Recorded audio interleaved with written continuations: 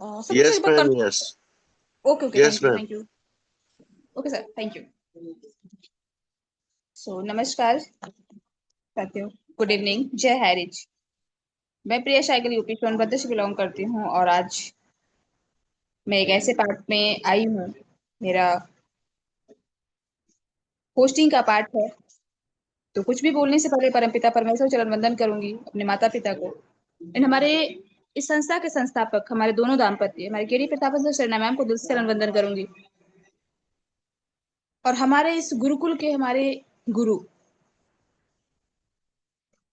जो हर समय एक राह दिखाते हैं, एक नई उम्मीद, नई दिशा, एक नई रास्ते की वो। तो मैं ऐसे गुरुओं को भी, दोनों गुरुओं को मैं नमन करूंगी। और हमारे जितने पार्टिसिपेंट बने हुए हैं, आप सबको भी तहे दिल से शुक्रिया, धन्यवाद। और मैं काफी दिनों के बाद में ज्वाइन हो पा रही हूँ। और अभी भी थोड़ा सा ये प्रॉब्लम होगा, अभी जो शॉप पे है तो ठीक है, बट रूम पे जाने के बाद वही थोड़ा नेटवर्क इशू आएगा। तो आज की हमारी ग्रेट मातृशक्ति जो अपने शब्दों से हमेशा अपने आवाज इस गुरुकुल में उन्होंने दिखाई है। और जैसे कि वो हमेशा कभी भी किसी भी टॉपिक को, किसी भी कार्य में यहाँ अपना सहयोग दी हैं। और जब भी किसी भी पार्ट में उन्होंने अपना हर एक समय का सहयोग भरपूर, चाहे वो मीटिंग हो, चाहे वो होस्टिंग हो, चाहे वो कोई भी पार्ट हो, उन्होंने बहुत ही बखूबी तरीके से यहाँ पे हमेशा अपना एक छाप छोड़ा है, एक पहचान बनाई है इस गुरुकुल में। आज एक छोटा सा ये गुरुकुल है, लेकिन शायद ये छोटी सी पहचान कल बहुत बड़ी पहचान बन सकती है हम सबके लिए। लेकिन उसमें हम सबको भी उतना ही सहयोग देना चाहिए जितना कि हम कर पाते हैं और कर पाए। तो मैं सारे ऐसे लीडर, हमारे सारे पार्टिसिपेंट, हमारे जितने भी लीडर्स हैं, आप सबको भी तहे दिल से शुक्रिया, धन्यवाद करूंगी। और आज की हमारी ट्रेनिंग, अभी जितने लोग नहीं बन पाए हैं, 1 से 2 मिनट का टाइम है। तो समय का भी ध्यान दें, क्योंकि समय अपनी गति से चलता जाता है, क्योंकि समय किसी के लिए नहीं रुका आज तक, ना तो रुकेगा। और कहते हैं ना, एक छोटी सी शब्द टूट जाए हमारे बीच से, शायद उसे सोचने में 100 बार लग जाता है, क्योंकि एक छोटा सा ही शब्द ऐसा शब्द होता है जिसे हम कई अर्थ दे देते हैं। बट शायद परफेक्ट जो जिस शब्द में यहाँ पे बातें हो, वो शायद हम नहीं सुन पाते, नहीं समझ पाते हैं, क्योंकि शब्द वही है बट उसका अर्थ हम कई सारे निकाल सकते हैं। हो सकता है मैम ने मीटिंग में ये चीजें बोला हो सकता है फर्स्ट शब्द ये हो, हम कई सारे उसका अर्थ निकालते हैं।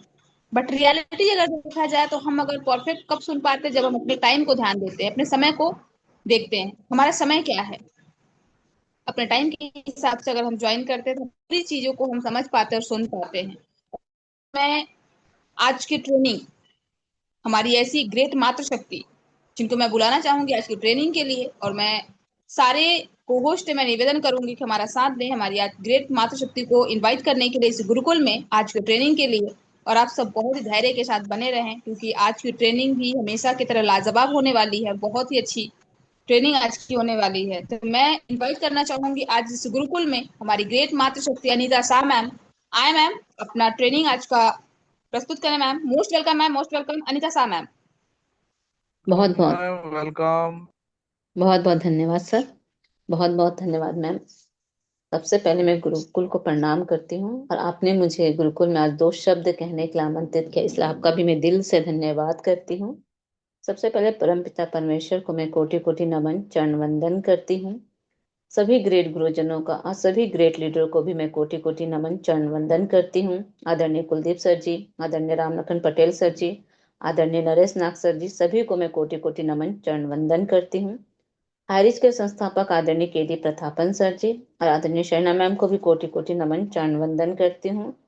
और मैम, आपकी होस्टिंग बहुत ही शानदार रहती है। आपने मुझे बहुत ही शानदार शब्दों से आपने मुझे आज ट्रेनिंग सेशन के लिए आमंत्रित किया, और बहुत ही मान सम्मान के साथ, इसलिए आपका दिल से धन्यवाद करती हूँ। और मैं कोई ट्रेनर तो नहीं, लेकिन फिर भी कोशिश करूंगी आज जो मुझे अपना पाठ मिला है मैं उसे अच्छे से निभा सकूं और अपने शब्दों को मैं अच्छे से रख सकूं। बोलना चाहूंगी कि हमारा जो भारत एक ऐसा देश है जहाँ विविधता भी है, और विविधता में ही हमारी एक असली सुंदरता है। यहाँ लोग अलग है, भाषाएं भी अलग है, संस्कृति भी अलग है, भावना भी सभी की एक है। जहाँ दर्शाता है कि अनेकता में एक एकता की ताकत है।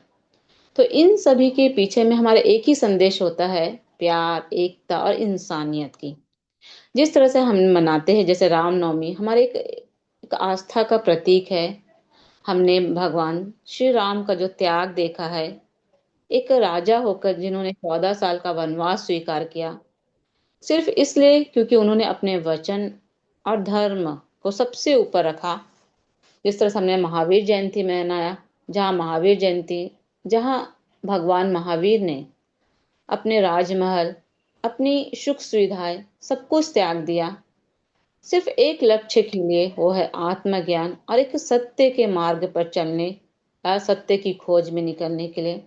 तो आज मेरी ट्रेनिंग का विषय है जीसस क्राइस्ट, यानी कि ईसा मसीह, जिन्होंने हमें सिखाया कि अगर हम सही रास्ते पर चलना पड़े, अगर दर्द भी आपको सहना पड़े, तो भी आप पीछे मत हटिए, क्योंकि उन्होंने सिर्फ शब्दों से नहीं बल्कि अपने जीवन से, अपने बलिदान से हमें सिखाया कि प्यार, क्षमा और इंसानियत का मतलब समझाया। तो ईश्वर द्वारा भेजा गया एक मसीहा है जो लोगों को एक सही रास्ता दिखाया और जिन्होंने मानवता को पाप से बचाने के लिए क्रूस पर अपनी जान दे दी। तो मैं उन्हीं के बारे में आज ट्रेनिंग सेशन रखना चाहूंगी। उनके जीवन की शुरुआत में 2 लाइनें करना चाहूंगी।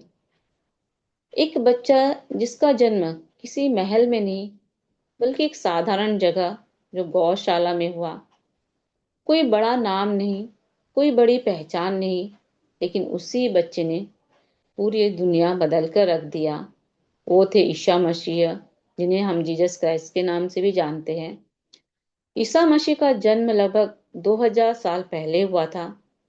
उनका जन्म बेतलेहम में हुआ था और उनकी जो माता का नाम था मरियम, और पिता के रूप में पालन करने वाले थे यूसुफ। महानता जन्म से नहीं, कर्म से बनती है, क्योंकि एक साधारण परिवार में पले बड़े और पेशे से एक बढ़ाई का काम करते थे। उन्होंने आम इंसानों की तरह जिया ताकि वो लोगों को समझ सके। उन्होंने लोगों को सिखाया कि प्रेम, माफी, दया और सच्चाई, वो कहते थे क्योंकि ईश्वर एक है। उन्होंने गरीबी, दुखियों और समाज से ठुकराए लोगों को अपनाया। यहाँ उनकी सबसे बड़ी ताकत थी, उन्होंने धर्म को नियमों को नहीं बल्कि जीवन के व्यवहार को बनाया। उन्होंने आज हमसे इनसे सीखते हैं कि विरोध क्यों हुआ था उनके समय में, क्योंकि उस समय में उन्होंने धार्मिक जो पत्थर थे, कट्टरपंथी जो लोग थे, धर्म गुरु थे, उनके विचारों से डर गए। वो लोगों को एक आजादी से सोचने को कह रहे थे। वे दिखावों और पाखंड के खिलाफ थे, क्योंकि सच्चाई हमेशा विरोध पैदा करती है। उन्हीं के बीच में एक शिष्य ने उन्हें धोखा दिया था, तो सलीब पर उन्हें चढ़ाया गया था। तो कहाँ पे चढ़ाया गया था? अंत में उन्हें गोलगाथा नामक स्थान पर एक सलीब क्रॉस पर उन्हें चढ़ा दिया गया। तो वह घटना जो थी, एक गुड फ्राइडे के रूप में याद किया जाता था। उन्होंने बिना गलती के एक सजा दी गई थी। जब उन्हें सलीब पर चढ़ाया जा रहा था, तब उन्होंने 7 वचन बोले गए थे। पहला वचन बोलना चाहूंगी कि उन्होंने कहा था कि हे पिता, इन्हें माफ कर, क्योंकि ये नहीं जानते कि ये क्या कर रहे हैं। तो उन्हें 7 वचन से हमें 7 प्रकार की एक सीख मिलती है। दूसरा वचन उन्होंने कहा था कि मैं तुझसे सच कहता हूँ, आज तू ही मेरे साथ स्वर्ग लोक में होगा। तीसरा वचन उन्होंने दिया था कि हे स्त्री, देख यह तेरा पुत्र है और यह तेरी माता है। उनके चौथा वचन था, हे मेरे परमेश्वर, तूने मुझे क्यों छोड़ दिया। पांचवा वचन था कि मुझे प्यास लगी है, आज छठवां था पूरा हुआ, आज सातवां था। हे पिता, मैं अपनी आत्मा तेरे हाथों में सौंपता हूँ। मैं सातों वचनों के बारे में बताना चाहूंगी, किस तरह उन्होंने सात वचन से हमें क्या क्या चीजें आज सीखनी है। जिस तरह से यीशु मसीह ने कहा था कि हे पिता, इन्हें क्षमा करके यह नहीं जानते कि ये क्या कर रहे हैं। जिस तरह से यीशु मसीह को लोगों के ने हाथों पैरों में जो एक कील ठोक दिए थे, तो उनका मजाक बना रहे थे, उनके कपड़े को उतार कर उन्हें बांटने दे रहे थे। जिस तरह से बोल सकते हैं कि उनकी जो कपड़े लोग थे जो पूरा फाड़ के बांट रहे थे, चिट्ठियां डाल रहे थे, तो पिता यह नहीं जानते कि ये क्या कार्य कर रहे हैं, आप इन्हें क्षमा कर दो। क्योंकि जो हमारे विरोध में बातें कर रहे हैं, आप उन्हें क्षमा कर पाते हो। क्योंकि हम नहीं कर पाते तो यह हमारे लिए एक व्यर्थ होगा। क्योंकि हम अपने विरोधियों को हमें क्षमा करना सीखना पड़ता है। तो यह हमारे जीवन में, हमें अपने जीवन में यह लागू करना चाहिए। क्योंकि हर इस बात को हमें समझना चाहिए कि जब उस पर लोगों ने पथराव कर रहे थे, तब उनके लिए क्षमा मांगा। उन्हें क्षमा कर दीजिए कि उन्हें नहीं मालूम कि ये क्या कर रहे हैं। यह यीशु मसीह ने अपने लिए कहा कि इन्हें आप शत्रु को, आप जो मेरे साथ जो जैसा व्यवहार के शत्रु के जा, लेकिन आप उन्हें क्षमा कर दीजिए। क्योंकि जिस इंसान में ज्यादा दर्द किया था वह भी माफ करना सिखा रहा था। सीख यही मिलती कि अब वो माफ करो कि हम क्यों नहीं कर रहे हैं। क्योंकि जब हम किसी को माफ नहीं करते तो आप उसे नहीं, खुद को अपने एक कैद के रूप में आप मानते हैं कि कैद हो जाते हैं। जिससे हम बोल सकते हैं हमारे अंदर वो समा जाता है, गुस्सा, नफरत, एक बदले की भावना। जब आपके अंदर ये सब चीज रहेगा तो आप कभी भी आगे बढ़ ही नहीं सकते। तो हमें आगे बढ़ने के लिए हमारे अंदर माफ करना सिर्फ सामने वाले के लिए नहीं होता, बल्कि अपने अंदर एक बदलाव लाना होता है। तो हमें अपने अंदर इस बदलाव को करना चाहिए। क्योंकि हर इंसान एक रिश्ते में बनते हैं, क्योंकि हर रिश्ता एक परफेक्ट नहीं होता। हर गलती हर इंसान करता है, लेकिन जो इंसान एक माफ करना सीख जाता है वही एक रिश्ते को संभालना भी सीख जाता है। तो हम यही सीखते हैं कि दुनिया को नहीं, हमें खुद को बदलना है। क्योंकि आज जो हम तय करते कि हम बदलना है, परिस्थिति बदल जाएगी, लेकिन जब तक हम खुद नहीं बदलेंगे तब हम दुनिया को बदल नहीं सकते। तो जीसस क्राइस्ट ने यही सिखाया कि पहले अपने अंदर बदला लाओ, तभी बाहर बदलाव आएगा। क्योंकि आईना कभी भी झूठ नहीं बोलता। चेहरा बदलना है तो आईना नहीं, खुद को बदलो। तो बदलाव हमें दर्द हो देता है, लेकिन वही हमें आगे बढ़ने की एक प्रेरणा मिलती है। क्योंकि सच हमेशा कड़वा होता है। क्योंकि बदलना कभी भी हमारे लिए आसान नहीं था। जिस तरह हम बोल सकते, हमारी पुरानी आदतें छोड़नी पड़ती है, हमें एक कंफर्ट जोन को छोड़ना पड़ता है। जिस तरह से जो जहाज होता है वो किनारे पर होता है, सुरक्षित होता है और एक सेफ होता है। अगर उसे दूसरे किनारे पर जाना होता है तो उस किनारे को उसे त्याग करना पड़ता है, लहरों से भिड़ना पड़ता है, मुकाबला करना पड़ता है। उसी आदतों को, उसी तरह से हमें भी अपनी आदतों को हमें त्याग करना पड़ेगा, तभी हम उस किनारे पर पहुंच सकते हैं। अगर हम अपने आप को अगर आराम में कंफर्ट जोन से हम बाहर नहीं निकलेंगे तो हम कभी भी आगे नहीं बढ़ सकेंगे। हमें खुद को हम बेहतर नहीं बना सकते। तो हमें खुद को बदलना है, अपनी सोच को बदलना है। अगर आप जिंदगी में कुछ बड़ा बनना चाहते हैं, अगर बड़ी सोच रखेंगे, तभी आपको एक बड़ा रिजल्ट मिलेगा। हम अगर अपनी सोच को बदलेंगे, अपने नजरियों को बदलेंगे और खुद को बदलेंगे, तभी हम आगे बढ़ सकते हैं। क्योंकि बहुत से लोग, एक जिम्मेदारी होती है कि सफलता का एक पहला कदम होता है, तो बहुत लोग कहते हैं कि हमें तो मौका नहीं मिला, कोई सपोर्ट नहीं मिला। लेकिन जिम्मेदारी लेने वाला इंसान कभी भी मौका नहीं ढूंढता, बल्कि वो एक मौका को बनाता है।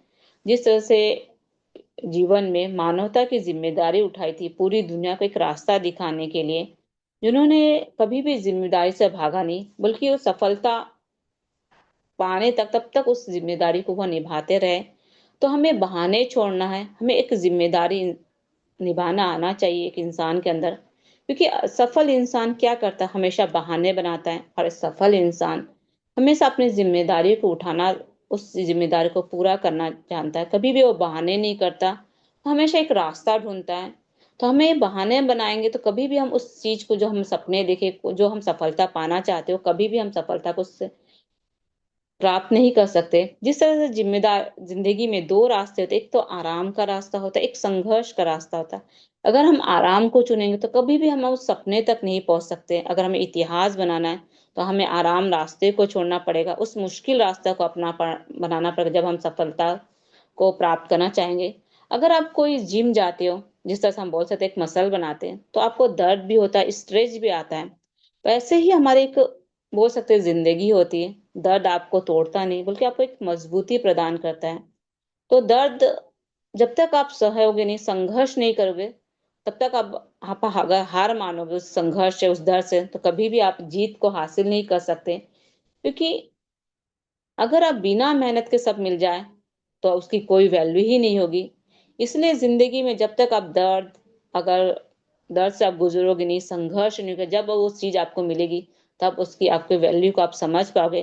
तो जिस जिस जो जीत के पीछे अगर संघर्ष ना हो तो जीत नहीं होती है। तो जीत के लिए आपको संघर्ष तो जरूर करना पड़ेगा। जिस तरह से उन्होंने कहा कि मैं तुझसे सच कहता हूँ, आज तू ही तो मेरे साथ स्वर्ग लोक पे जाएगा। जिस तरह से उनका दूसरा वचन था। उन्हें दो डाकुओं और एक चोर मिला, एक दो अपराधी थे। एक ने कहा कि अपनी गलतियों को मान लेता है और पश्चाताप करता है और कहता है कि प्रभु मुझे याद रखना।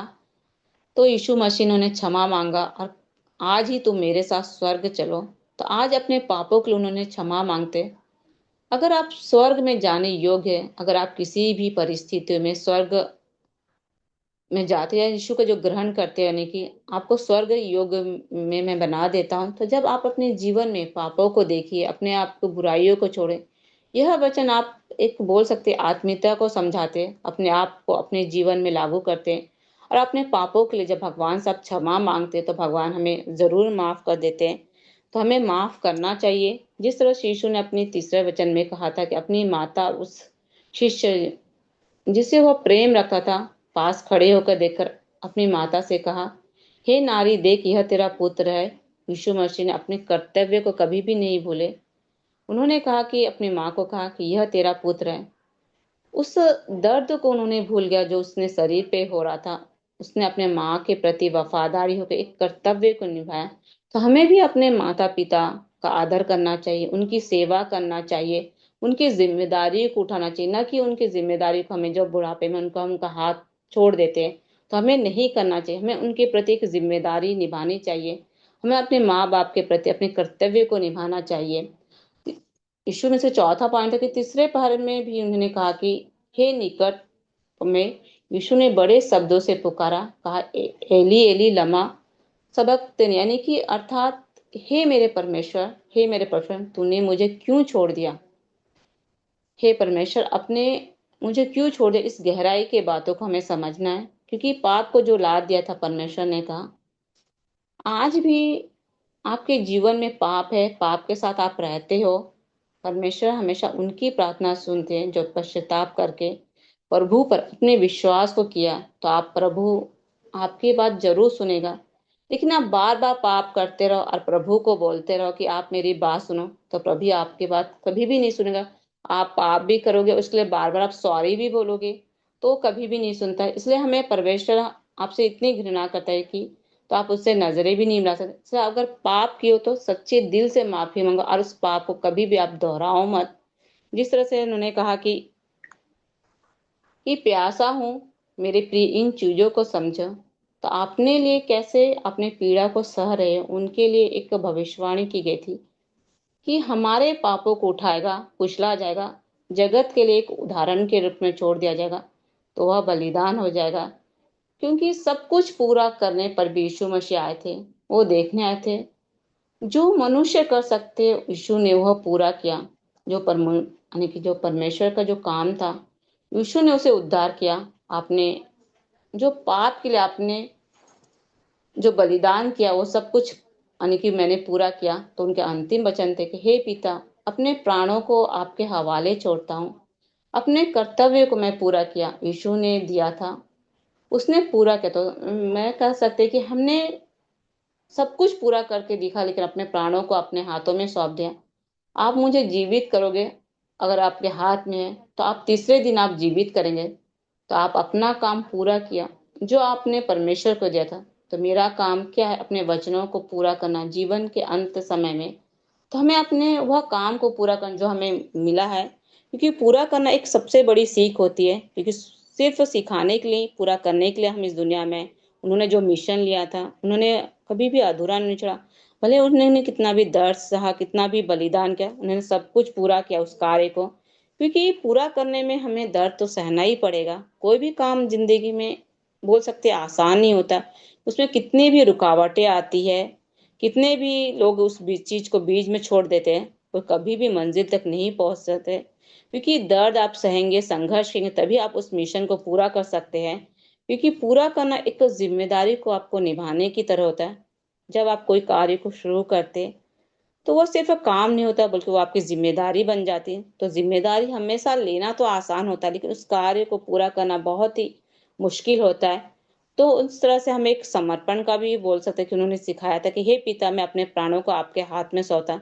तो एक सिर्फ एक अंत ही नहीं, एक पूर्णता होती है। सब कुछ पूरा हो गया, तो उन्होंने कहा कि आज हम क्या करते हैं, मुश्किल आते ही उस कार्य को हम छोड़ देते हैं।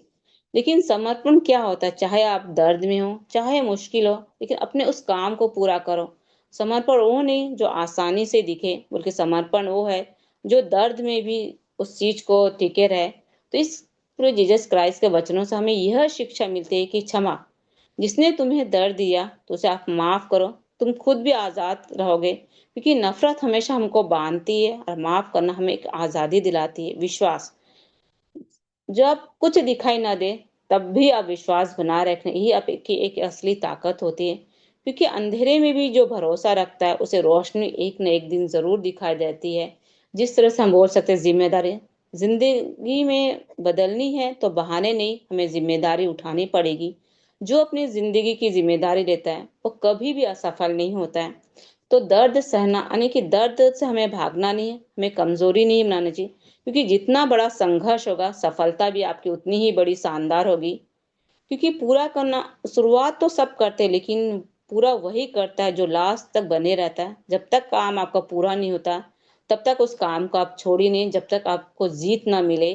तो जिस तरह से इंसान को अंदर समर्पण की भावना चाहिए, समर्पण जब इंसान यानी सब कुछ ईश्वर के हाथों में सौंप देता है, तो आपका डर वहीं के खत्म हो जाता है। तो समर्पण कोई हार नहीं होती, समर्पण आपकी सबसे बड़ी जीत होती है। तो यीशु मसीह में से कि मानवता, इंसान प्रेम से जीतता है, उसे कभी भी कोई हारना नहीं चाहिए। तो आज हमें इन चीजों से बहुत ही अच्छी सीख मिली। तो एक उदाहरण के तौर पे मैं बताना चाहूंगी। क्योंकि आज जो हम धर्म को थोपते हैं, क्योंकि धर्म को हमें कभी भी थोपना नहीं चाहिए, उसे दिल से अपनाना चाहिए। क्योंकि पत्थर में भगवान है, यह समझाने में धर्म सफल रहा। लेकिन इंसान में इंसान है, यह समझाने में धर्म असफल रहा। क्योंकि आज जो हमारे समाज में जो धर्म परिवर्तन किया जाता है, यह ऐसा नहीं होना चाहिए। क्योंकि धर्म का मतलब प्यार, शांति और इंसानियत होती है। लेकिन जहाँ धर्म परिवर्तन का एक दबाव डाला जाता है, जो आज हमारे समाज में हो रहा है, तो वहाँ विश्वास नहीं होता है। जहाँ विश्वास नहीं, वहाँ कभी भी एक सच्चा धर्म नहीं होता है। जहाँ इंसान को बदलने की कोशिश करते हैं, समझाने की, तो हर धर्म से हमें अच्छी चीजों को सीखना चाहिए। क्योंकि धर्म कभी भी जबरदस्ती से नहीं फैलता, वह फैलता है आपके व्यवहार से, आपके संस्कार से, आपके प्यार से। तो किसी का भी धर्म बदलने की हमें कोशिश नहीं करना चाहिए, हमें अच्छा इंसान बनना चाहिए। तभी हमारा समाज बदलेगा, तभी हमारी एक पहचान बनेगी। क्योंकि समाज में कभी भी धर्म परिवर्तन नहीं करना चाहिए। जो जिस धर्म से, हर धर्म ही अच्छा होता है, हर धर्म को हमें मान्यता देनी चाहिए। तो एक उदाहरण देना चाहूंगी। जिस तरह से एक जो बिना हाथ और बिना पैर के एक निक बोल सकते विजू से, जो यीशु मसीह के एक सच्चे भक्त थे, एक विश्वास है यीशु मसीह पर। तो उनकी एक जन्म बोलना चाहूंगी, जो 4 दिसंबर 1982 को थी, मेलबर्न ऑस्ट्रेलिया में हुई थी। उनके जो पिता थे उनको देखते हुए एक सदमे में आ गए। उनकी माता ने उन्हें 4 महीने से अपने पास नहीं रखा। क्योंकि उनको एक ऐसी बीमारी हुई थी जो बिना हाथ और बिना पैर के, बोला जा सकता उसे मैंने टेट्रा एमानिया सिंड्रोम। जो उनकी माँ उनको देख कर रो पड़ी। और वह समय तक यानी कि 4 महीने तक उनको गोद में न यानी कि ली ही नहीं थी। तो यह हमें ये सिखाती है कि स्कूल में जब उनके बच्चे जब निक का मजाक उड़ाते थे, उन्हें लगता था कि मैं क्यों पैदा हुआ, खुद को एक बोझ समझते थे। और उन्होंने जब यानी कि सुसाइड, एक आत्महत्या करने की कोशिश की, तो वो जब तक टूट चुके थे। तब उन्होंने परमेश्वर को पुकारा। जब मैंने बोल सकते दिल से परमेश्वर को पुकारा तो उसे एहसास हुआ कि मैं अकेला नहीं हूँ। वही वो पल था कि उसकी जिंदगी बदल गई। तो उन्होंने ये कहा कि भले मेरे हाथ नहीं है, मेरे पैर नहीं है, तो सोचिए उस पर क्या बीती। हमारे तो भगवान ने हाथ पैर, सोचे कि इतनी शक्ति थी तो भी हम उस कार्य को कर ही नहीं सकते। तो उनके पास कुछ भी नहीं था, तो भी उन्होंने पैरों अपने पैर के छोटे से पंजों से ही लिखना सीखा, कंप्यूटर चलाना सीखा, तैरना सीखा, खेलना सीखा, सब चीज सीखा। लेकिन सफलता की शुरुआत उन्होंने 17 साल की उम्र में उन्होंने पहली बार लोगों के सामने बोलना सीखा। फिर उन्होंने एक बोल सकते एक भाषण, एक मोटिवेशनल स्पीकर बने। तो उन्होंने मुझे ढूंढो तो तुम मुझे पाओगे, फिर उन्होंने दिल से पुकारा तो उन्होंने सुखा। तो उन्होंने यही कहा कि विश्वास एक ऐसी है कि हर सफलता में हमें विश्वास रखना चाहिए, हर मुश्किलों में हमें परमेश्वर का हाथ थापना चाहिए। क्योंकि एक इंसान जिनके पास ना हाथ है ना पैर है, उनके पास एक ही चीज थी, अटूट विश्वास। उसी विश्वास ने उन्हें दुनिया का एक सबसे बड़ा एक मोटिवेशनल स्पीकर बना दिया। तो यीशु मसीह एक ऐसा विश्वास उन्होंने जगाया कि बोल सकते हैं जिस तरह से हम एक विश्वास, क्योंकि हमारे विश्वास को हमें कभी भी डगमगाना नहीं चाहिए। जिंदगी में हमें गिरना कोई गलत नहीं होता, लेकिन गिरकर उठना हम छोड़ देते हैं। क्योंकि कितनी बार हम गिरे उसका मायने ही नहीं रखता, हम कितनी बार उठे अपनी पहचान बनाने के लिए। जब आप हार मानने लगते तब परमेश्वर कहते बस एक कदम और बढ़ाओ, मैं तुम्हारे साथ हूँ। आप अकेले नहीं लड़ रहे हो, परमेश्वर आपके साथ लड़ रहा है। क्योंकि रास्ते बंद नहीं होते, हमें चलना हम बंद कर देते हैं। मुश्किलें कभी भी आपको रोकने नहीं आती, बल्कि आपको एक मजबूती बनाने आती है। तो जो आखिरी तक इसमें समय सफर तक टिके रहता है वही एक दिन इतिहास रहता है। क्योंकि एक बीज को भी देखो, वो मिट्टी में दबा रहता है, अंधेरे में रखा जाता है, लेकिन वो हार नहीं मानता। एक दिन वह बीज एक पेड़ बनकर एक आसमान को छूता है। क्योंकि जो तूफान में बोल सकते स्थिर रहना, जिंदगी में तूफान आएंगे, मुश्किलें आएंगे, लोग आपको छोड़कर चले जाएंगे। यीशु मसीह की सबसे बड़ी सीख है तूफानों के बीच में अपने विश्वास को स्थिर रखो। तूफान आपकी एक पहचान नहीं बदलता, बल्कि एक ताकत को एक पहचान दिलाती है।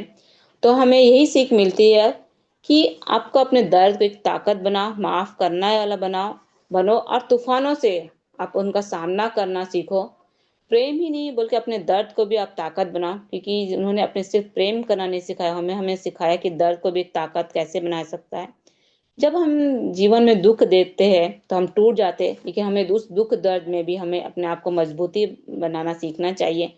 तो आज की ट्रेनिंग में यही सीख मिलती है कि हमें कभी भी जिंदगी में दूसरे को माफ और क्षमा करना सीखना चाहिए। हमेशा सच के साथ रहना चाहिए, हमें एक विश्वास बनाए रखना चाहिए अपने जो परमेश्वर है, हमें जो हम भगवान को मानते, हमें अपने विश्वास को कभी भी डगमगाना नहीं चाहिए। सफलता मिलेगी लेकिन एक दिन जरूर मिलेगी। कभी भी अपने विश्वास को हम कभी भी नहीं छोड़ेंगे। हमें अपने रास्ते सही, अगर हमें रास्ता चुना है तो हमें सही रास्ते पर हमें चलना आना चाहिए। कभी भी हमें रास्ते से पीछे मुड़ के नहीं देखना चाहिए। एक ना एक दिन हमें सफलता जरूर मिलेगी। थैंक यू मैम, आपने मुझे आज ट्रेनिंग सेशन के लिए आमंत्रित किया। तो मैं अपनी वाणी को यहीं विराम करती। मैं back to host ma'am, most welcome ma'am, most welcome. Thank you ma'am. Thank you, thank you, thank you ma'am. और आज की आपकी ट्रेनिंग वाकई में लाजवाब रहा। क्योंकि एक ऐसी आज की ट्रेनिंग एक ऐसा शब्द जो एक सच्चाई पे एक निर्णय लेना और उनके साथ चलने के लिए। क्योंकि कहते हैं ना कि सच्चाई कभी भी किसी को जबरदस्ती साथ में लेके नहीं चलती, खुद ब खुद वो साथ मिलता है। और आज ऐसे ईसा मसीह के बारे में आपने उनकी पूरी एक जर्नी बताई है। तो बहुत बहुत बहुत धन्यवाद मैम। आपकी आज की ट्रेनिंग वाकई में लाजवाब रहा। तो दिल से सैल्यूट है आपको आज की ट्रेनिंग के लिए। और बस ऐसे ही आप आते रहें और अपने शब्दों में एक ऐसा प्यार, ऐसा एक ज्ञान बस छलकाते रहें। हम सबको इन सब ज्ञान मिलना बहुत ही जरूरी होता है। कहीं ना कहीं छोटी सी ही शब्द हमें बहुत बड़ी सीख दे जाती है। तो बहुत बहुत धन्यवाद। और सर मुझे थोड़ा सा गाइड करेंगे आगे, मुझे मैम स्पेसिफिक। चतुर्वेदी सर बने हुए हैं, स्पेशल में अरविंद सर को लीजिए। Okay okay sir, thank you sir. तो आइए चलते हैं हम ऐसे आगे की कड़ी में लेके चलते हैं आप सबको एक ऐसे ही जाबाज लीडर, हमारे ग्रेट लीडर, जो एक ऐसे धरती से बिलोंग करते हैं जो वीरों की पहचान है। महुआ से हमारे ग्रेट आज के लीडर हमारे बिलोंग करते हैं, जो आज स्पेशल स्पीच के लिए मैं इनवाइट करना चाहूंगी। हमारे ग्रेट ग्रेट लीडर, जो हम सबका साथ चाहिए हमें, हमारे जितने कोहोर्स हैं हमारा साथ दें हमें। आज के ग्रेट लीडर हमारे अरविंद चतुर्वेदी सर को बुलाने के लिए स्पेशल स्पीच के पार्ट के लिए। तो मैं मोस्ट वेलकम करना चाहूंगी आज के हमारे ग्रेट ग्रेट लीडर, जो आए अरविंद चतुर्वेदी सर, और अपने मुखारबिन से अपने शब्दों से आज के स्पेशल स्पीच के पार्ट को निभाएं। सर मोस्ट वेलकम है, sir most welcome. Most welcome sir, Arvind most. Chaturvedi sir. Welcome sir, welcome welcome. Sir अगर कंफर्ट जोन में है सर तो मोस्ट वेलकम सर। सर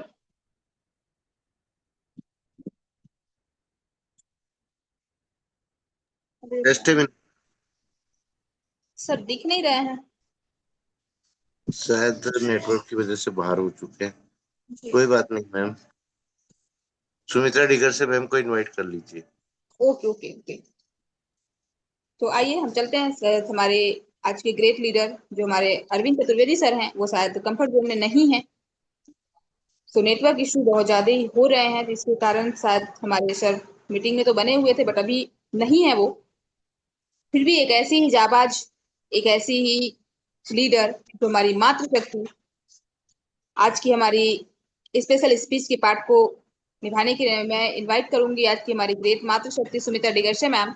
तो मोस्ट वेलकम है मैम, आए और अपने शब्दों से, अपने मुखारबिंदे से आज की मीटिंग की ऐसी शब्द कुछ हमें आगे सिखाएं मैम। सुमित्रा डिगरसे मैम, अगर आप कंफर्ट जोन में हैं मैम तो मोस्ट वेलकम है ma'am, most welcome special speech के पार्ट के लिए मैम। आप आए Sumitra Digarse ma'am. Okay, thank you ma'am, most welcome. Thank you so much ma'am. बहुत बहुत धन्यवाद। गुड मॉर्निंग दोस्तों, नमस्कार, जय हरी। सभी और पार्टिसिपेंट को बहुत बहुत धन्यवाद। और सर्वप्रथम धन्यवाद उस परम पिता परमेश्वर का, जिनका आशीर्वाद हम सभी पर हमेशा बना रहता है और इसी तरह हमेशा बना रहे, और सभी स्वस्थ रहे, मस्त रहे और अपने जीवन में खुशहाल रहे। तो सभी को मैं धन्यवाद करती हूँ और धन्यवाद करना चाहूंगी इस गुरुकुल के सभी गुरुजनों का। बहुत बहुत धन्यवाद कि उनका मार्गदर्शन और सपोर्ट हमेशा हमें मिलता है और इसी तरह मिलता रहे। और धन्यवाद करना चाहूंगी इस शानदार सिस्टम के संस्थापक केवी प्रतापन सर और सुना प्रतापन मैम का। जितना भी धन्यवाद करें कम है, क्योंकि आज उनके माध्यम से हमें इतना शानदार सिस्टम मिला है, गुरुकुल मिला है और एक हाई परिवार मिला है, जहाँ हम सभी ग्रेट, हमारे ग्रेट ग्रेट लीडर्स, मातृशक्तियाँ और सभी हमारे ग्रेट गुरु आज सभी अपने अपने अनुभवों को इस गुरुकुल के माध्यम से शेयर करते हैं और हम सभी सीखते हैं यहाँ पर। तो मैं दिल से बहुत बहुत धन्यवाद करती हूँ और धन्यवाद करना चाहूंगी आज की हमारी ग्रेट होस्ट, ग्रेट मातृशक्ति प्रिया सहगल मैम, जिनकी मधुर वाणी से आज बहुत ही शानदार तरह से मंच का संचालन कर रही है और अपने शब्दों माध्यम से जो आज बहुत ही बेहतर तरीके से अपने शब्दों को हम सभी के बीच रखती हैं। तो बहुत बहुत धन्यवाद मैम कि आपने मुझे दो शब्द रखने के लिए इनवाइट किया। बहुत बहुत धन्यवाद करती हूँ। और आज की हमारे ग्रेट ट्रेनर, ग्रेट मातृशक्ति, उनका भी मैं दिल से बहुत बहुत धन्यवाद करना चाहूंगी, अनीता शाह मैम, जिन्होंने बहुत ही शानदार तरह से आज का सेशन रखा और जहाँ ऐसे ऐसे व्यक्तियों के व्यक्तित्व को रखा, जहाँ उनकी सोच और उनका आत्मविश्वास हम सभी के लिए एक प्रेरणा है। और सबसे बड़ी चीज होती है कि आत्मविश्वास, क्योंकि हम अगर किसी भी पर्सनालिटी को देखें तो उनका आत्मविश्वास ही उनके जीवन में हम सभी के लिए एक प्रेरणा है। और उनका जीवन, उनके जीवन से जो हम सीखते हैं तो वो है उनका आत्मविश्वास। तो आज ऐसे ही ग्रेट ग्रेट लीडर्स के बारे में जो मैम ने आज का सेशन रखा, तो मैम का मैं दिल से बहुत बहुत धन्यवाद करती हूँ। और सचमुच एक आत्मविश्वास हर एक व्यक्ति के अंदर होना जरूरी होता है, क्योंकि अपनी योग्यता और क्षमता और अपने निर्णय पर जब पूरी तरह से भरोसा होता है, तभी हम अपने जीवन में आगे बढ़ पाते हैं। तो आज के जो सेशन में मैम ने अपनी बातों को रखा, और जो एक व्यक्तित्व हम सभी के बीच में जो उन्होंने रखा, चाहे वो भगवान राम का हो, चाहे हमारे बीच हमारे जो ग्रेट स्पीकर है, मोटिवेशन स्पीकर निक, जिनके बिना हाथ पैरों का, तो उनका भी एक आत्मविश्वास ही है जो कि आज उन्होंने अपने आप को साबित करके दिखाया। तो एक व्यक्ति के अंदर का एक अंदर से जो आंतरिक शक्ति, आंतरिक मानसिक शक्ति जो होती है व्यक्ति के अंदर, वो होना बहुत जरूरी है। क्योंकि जो व्यक्ति को चुनौतियों का सामना करने और अपने लक्ष्य को प्राप्त करने और स्वयं को स्वीकार करने में मदद मिलती है, तो वो होता है उनका आत्मविश्वास। तभी हम स्वयं की मदद कर पाते हैं और स्वयं को आत्मविश्वासी व्यक्ति बना पाते हैं और अपना सकारात्मक दृष्टिकोण रख पाते हैं।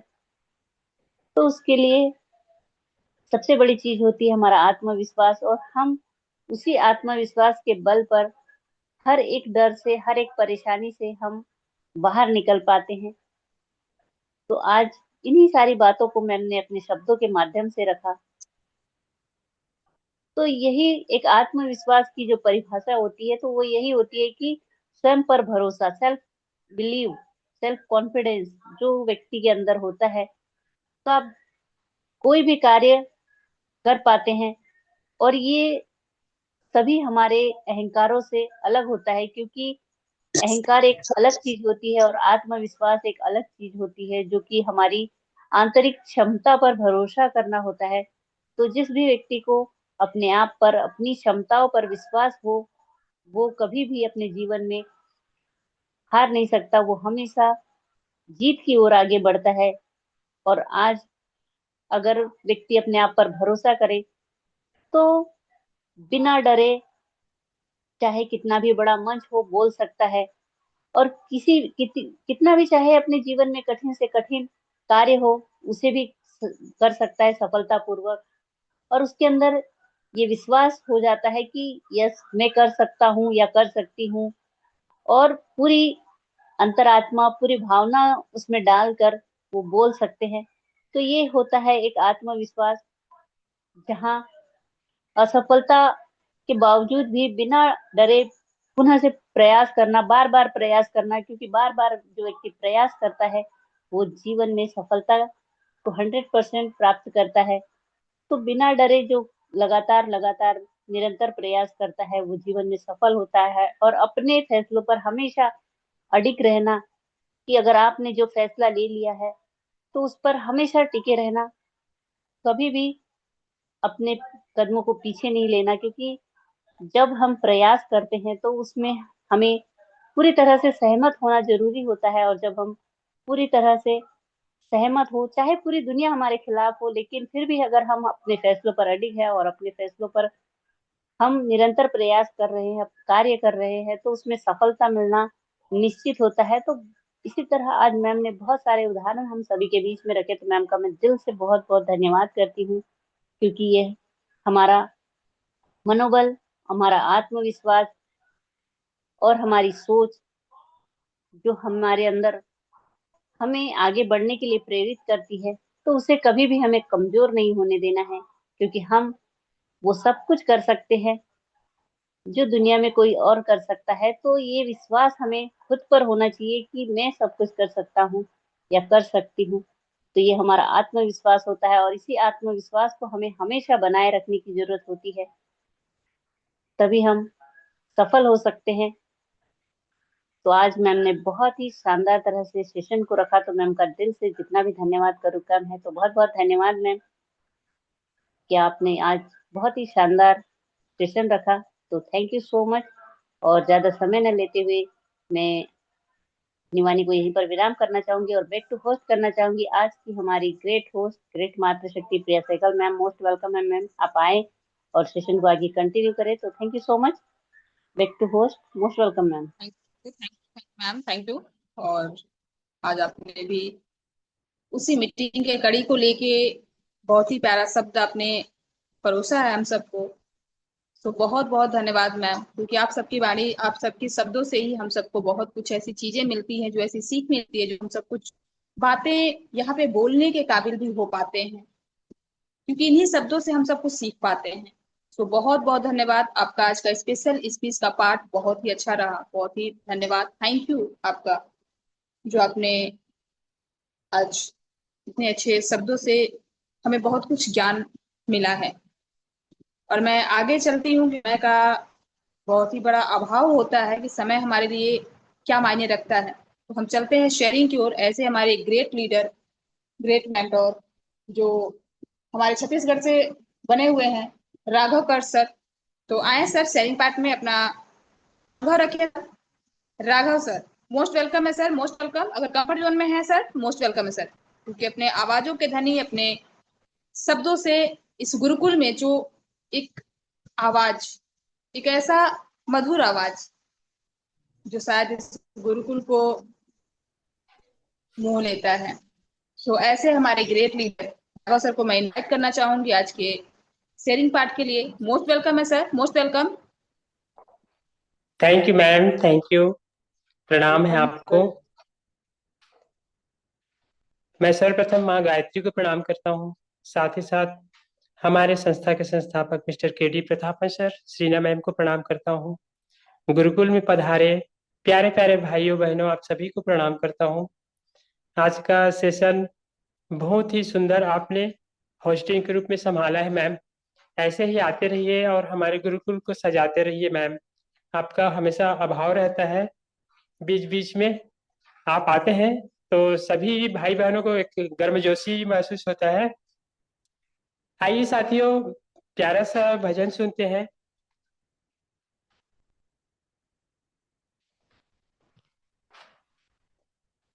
ये भजन उस समय का है जब श्री राम जी लंका पे चढ़ाई करने वाले रहते हैं, तो समुद्र में सेतु बनाना रहता है। तो नल और नील को काम सौंप देते हैं। फिर एक तरकीब सुझाते हैं हनुमान जी कि राम नाम में इतना ज्यादा शक्ति है, तो पत्थर को भी तैरना चाहिए। ऐसे करके पत्थरों में राम राम शब्द लिख देते हैं और समुद्र में डालते हैं, तो उस पत्थर तैरने लगता है। आइए, यही प्रसंग है। हे मनुआ रे मनुआ, जीवन है संग्राम। हे मनुआ रे मनुआ, जीवन है संग्राम। भजले राम राम राम, भजले राम राम राम, भजले राम राम राम, भजले राम राम राम। हे मनवा रे मनवा, जीवन है संग्राम। लोक यही पर लोक यही है, यही धरा और व्योम, यही धरा और व्योम, यही पुरातन नारायण है, यही सनातन ओम, यही सनातन ओम। इससे बड़ा नहीं कोई नाम, इससे बड़ा नहीं कोई नाम। भजले राम राम राम, भजले राम राम राम। हे मनवा रे मनुआ जीवन है संग्राम। हे मनुआ रे मनुआ जीवन है संग्राम।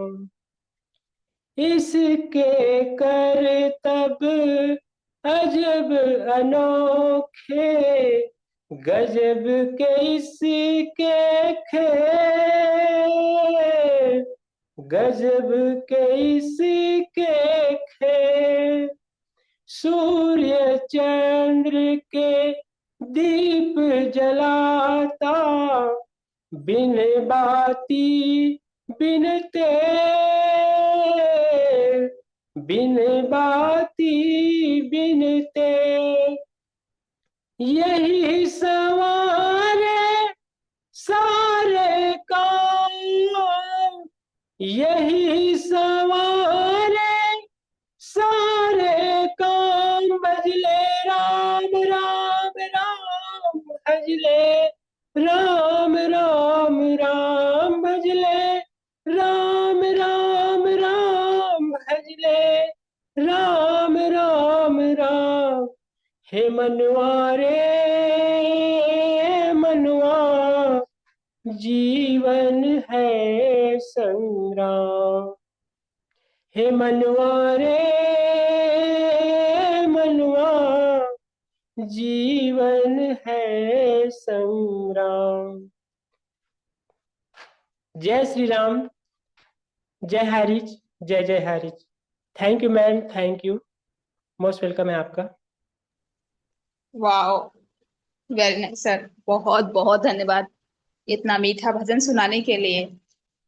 और जैसे कि मैंने पहले ही कहा था कि आज इस गुरुकुल में आपकी जो एक प्यारी सी आवाज, और इस आवाजों में आपने जो भजन, कि आप जब भी इस गुरुकुल में आते हैं, कहते हैं मन को मोहने की एक शब्द आपके पास ही ऐसी एक आवाज है जो शायद लगता है बस सुनते जाएं सुनते जाएं। तो बहुत बहुत धन्यवाद सर आपका इस भजन के लिए। और जय श्री राम। और आज की हमारी बहुत अच्छी रही आपकी ये भजन। और बस यही ऊपर वाले से हमेशा दुआ रहेगा कि आपकी आवाज, आपके सब हमेशा हम सबको बस ऐसे सुनने के लिए मिलता रहे। तो बहुत बहुत धन्यवाद। और आइए हम चलते हैं आगे की कड़ी में। और जैसे कि समय अपने गति से चलता जा रहा है, उस समय के हिसाब से हमें भी आगे अपनी कार्यक्रम, अपने शब्दों को आगे ही बढ़ाना होगा। तो चलते हैं क्लोजिंग पार्ट की ओर। और ऐसे हमारी ग्रेट और लीडर हमारे जो हैं, अपने आवाजों के धनी, अपने शब्दों से जिस गुरुकुल में परोसते हैं वो ज्ञान, वो शब्द, एक छोटे से शब्द ही हमें बहुत बड़ी सीख दे जाती है। और ऐसे हमारे ग्रेट लीडर हैं जो हमारे राजकुमार मुखर्जी सर का मैं मोस्ट वेलकम करना चाहूंगी आज के स्पेशल स्पीच के, सॉरी, क्लोजिंग पार्ट के लिए मैं इनवाइट करना चाहूंगी राजकुमार मुखर्जी सर को। मोस्ट वेलकम है sir, most welcome. Thank you welcome ma'am sir, जी। Welcome. Thank you sir, thank you sir. बहुत बहुत धन्यवाद साथियों, जो कि आज आप सबने इस गुरुकुल में अपना योगदान दिए। और आज हमारे माननीय प्रिया सहगल मैम जी हमारे आज की होस्टिंग सच में सुपर से ऊपर, क्योंकि इनके आवाज हमारे एक ऐसे सीख है हमारे लिए, जो कि निरंतरता के साथ में साथियों एक एक शब्द का मोल अनमोल है। सदैव ही जब भी आती हैं कुछ ऐसे शब्द इस गुरुकुल में परोसती हैं, और उन शब्दों का मोल बहुत ही महत्वपूर्ण हो जाता है। क्योंकि साथियों, मातृशक्ति तो अपने आप में महान है ही, लेकिन उनके शब्दों की महानता को अगर हम परखें, अगर हम जानना चाहें, समझना चाहें, तो सच में हमारे इस गुरुकुल की महानता प्रदर्शित होती है। और संयोगवश आज हमें हमारे प्रिया सहगल मैम जी की जो है वाणी सुनने को मिला, और आज आपने इस गुरुकुल को जिस तरह से सजा कर रखा है और जिस तरह से आप संचालन कर रही हैं हमारे इस गुरुकुल का, सच में लाजवाब। मैम, आपको सैल्यूट है, क्योंकि जिस व्यक्ति का जैसा विचार रहता है, जैसा व्यवहार रहता है, वह उनके शब्दों से झलकता है। और आपने जो आज इस गुरुकुल में अपने शब्दों को रखा, इस गुरुकुल के प्रति आपके जो मान सम्मान है, यह स्वतः ही झलकता है। और जिस तरह से आप हमारे साथियों को अपने अपने भूमिका में आमंत्रित कर रही हैं और उनके सार शब्दों को भी बयां कर रही हैं, सच में तारीफ के काबिल है। आपको सैल्यूट है मैम। साथियों, आज का जो सेशन हमारे बहुत ही ग्रेट, हमारे मातृशक्ति अनीता साहा मैम जी ने अपने शब्दों को रखा है। और उन्होंने साथियों एक ऐसे महान व्यक्ति जिसे हम ईसा मसीह के नाम से जानते हैं, और साथियों उनका एक एक शब्द, एक एक ज्ञान हम सब भली भांति जानते हैं, क्योंकि उन्होंने अपने जीवन के सारे सीख हमें सदैव देते आए हैं। कहीं भी आप देखे होंगे कि जहां भी हमारे जो जिस तरह से कहा जाता है कि हिंदू मुस्लिम सिख ईसाई आपस में है भाई भाई, और साथियों जो हमारे ईसाई भाई हैं, उन्होंने उस महान व्यक्तित्व के धनी के जो उसके दिशा निर्देश हैं उनमें चलते हैं, और सदैव ही उनका एक विशेष महत्व देखने को मिलता है कि वे जो हैं सदैव ये सीख देते हैं कि दूसरों को माफ करना, चाहे जैसा भी सताए, चाहे जैसा भी दुख दे, लेकिन साथियों उन्होंने यह हमें सीख दिया है कि कभी भी दूसरे व्यक्ति को न सताएं, उन्हें माफ कर दें। और साथियों उन्होंने सदैव दिखावे के खिलाफ अपने आप को प्रस्तुत किए हैं। और साथियों जिस तरह से उन्हें क्रूस पर चढ़ा दिया जाता है, उनके हाथों में कील ठोक दिया जाता है, तो पर भी कहते हैं कि हे पिता, इन बच्चों को माफ करना, क्योंकि ये नहीं जानते कि क्या कर रहे हैं। यह बहुत बड़ी शब्द है साथियों, और ये हमारे लिए एक अपने जीवन का एक ऐसा सीख है जिसको हम समझना चाहते हैं, लेकिन अपने व्यवहार में लाना नहीं चाहते। बस अच्छाई का सिर्फ एक दिखावा करने का जो प्रयास करते हैं, लेकिन अगर यह मौका मिलता है तो हम अपने आदत से मजबूर होकर बस अपने भले के लिए काम करते हैं और दूसरे के हित को भूल जाते हैं, सिर्फ अपने हित को देखते हैं। यह उदाहरण है साथियों। इसीलिए इस गुरुकुल का जो ज्ञान है, सच में अपने अपने जो विचार हमें इस गुरुकुल में मिलते हैं, महान है। आज हमारे मातृशक्ति माननीय हमारे अनीता साहा मैम जी ने जो ये आज हमारे ऐसे महान व्यक्तित्व के धनी, जिनको साथियों हम ईसा मसीह के नाम से जानते हैं, उनके पूरे जीवन चरित्र को उन्होंने अपने शब्दों में रखा और यही सीख दिए साथियों कि किस तरह से हमें जीवन जीना चाहिए, किस तरह से हमें एक दूसरे के प्रति व्यवहार करना चाहिए, किस तरह से हमें एक दूसरे का सम्मान करना चाहिए। इन सारे बातों को उन्होंने सिखाए।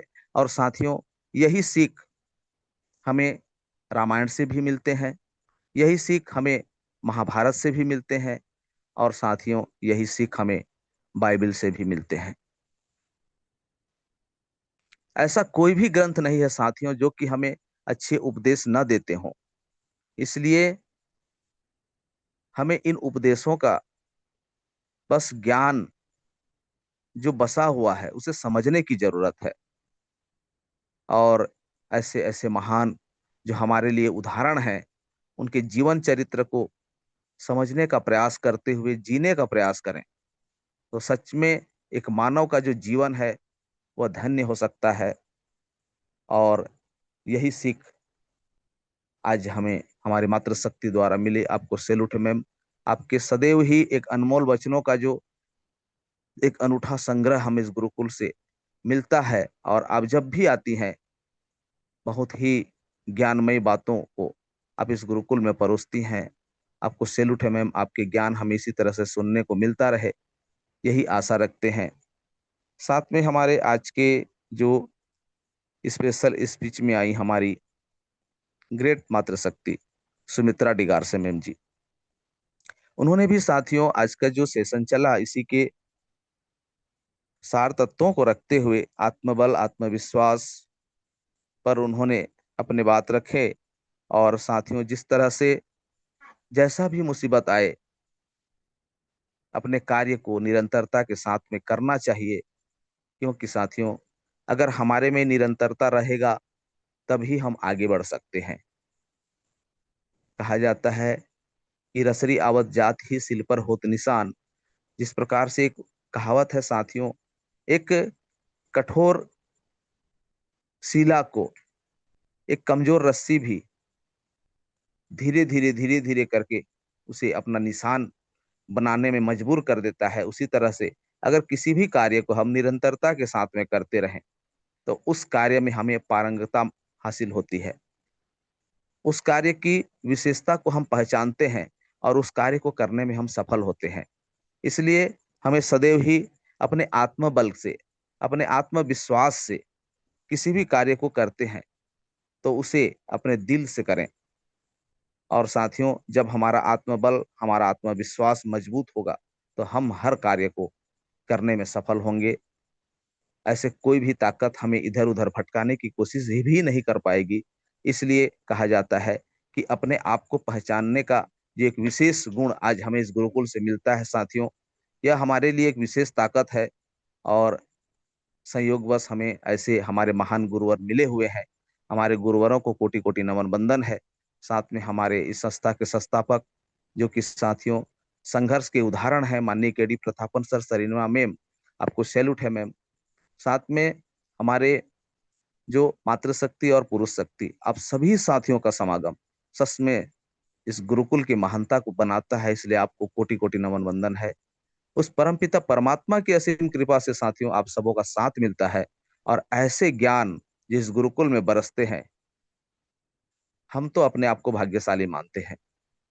क्योंकि साथियों जिस तरह से कहा जाता है कि संगत जो है अपना एक छाप छोड़ता है, इसलिए कहा जाता है संगत में रंगत।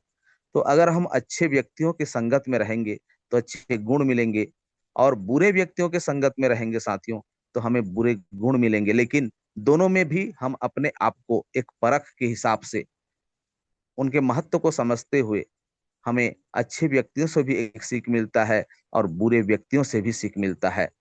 बस अपना नजरिया अगर सही रहे तो आपका जो स्पेशल स्पीच बहुत ही लाजवाब मैम, आपको धन्यवाद है, सैल्यूट है।